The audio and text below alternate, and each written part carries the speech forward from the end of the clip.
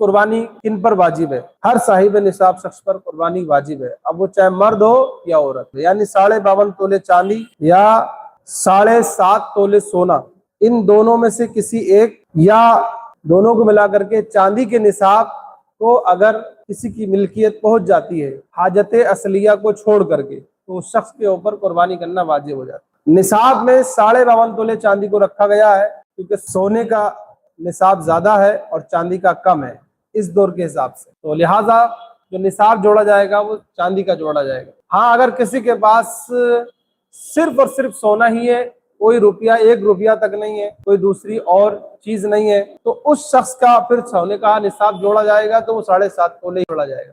लेकिन उसके लिए बहुत सख्त शर्त है कि ये उस सूरत में होगा जब उसके पास सिर्फ और सिर्फ सोना ही हो।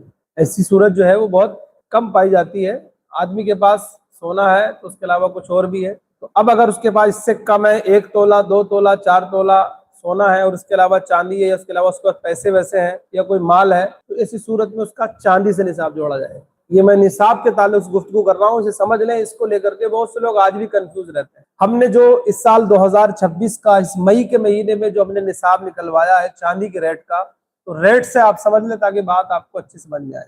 चांदी 52.5 तोले जो शरीयत ने निसाब मुकर्रर किया, उसकी कीमत 2026 मई के महीने की, जो इस साल 2026 की बकरीद आ रही है, उसके हिसाब से हम निसाब बयान कर रहे हैं कि 52.5 तोले चांदी की रकम जो बनेगी वो 1,62,275 रुपये, 1,62,275 रुपये जिस आदमी के पास है हाजत असलिया के अलावा उस शख्स के ऊपर कुर्बानी करना वाजिब है। अब अगर एक घर के अंदर एक ही आदमी है मालिक पूरे घर का, तो 1 कुर्बानी वाजिब। अगर उस घर के अंदर 2 लोग हैं अलग अलग मालिक, तो 2 कुर्बानी वाजिब।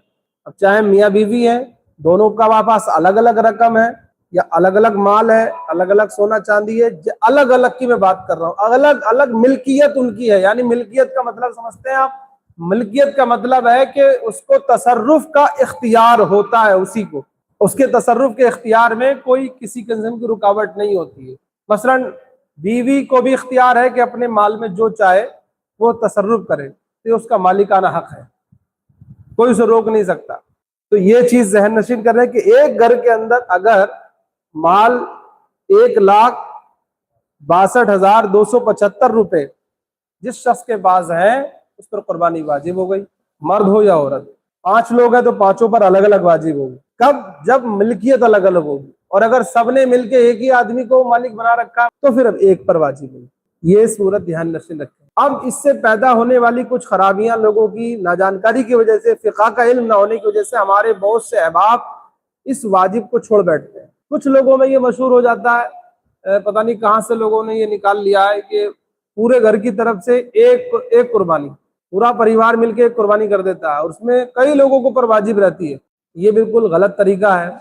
अगर कई लोगों पर, जैसे हमने समझाया है, इसके मुताबिक मालिक होना पाया जाता है, मिल्कियत पाई जाती है, तो अलग अलग ही कुर्बानी करना पड़ेगी, वरना गुनाहगार हो।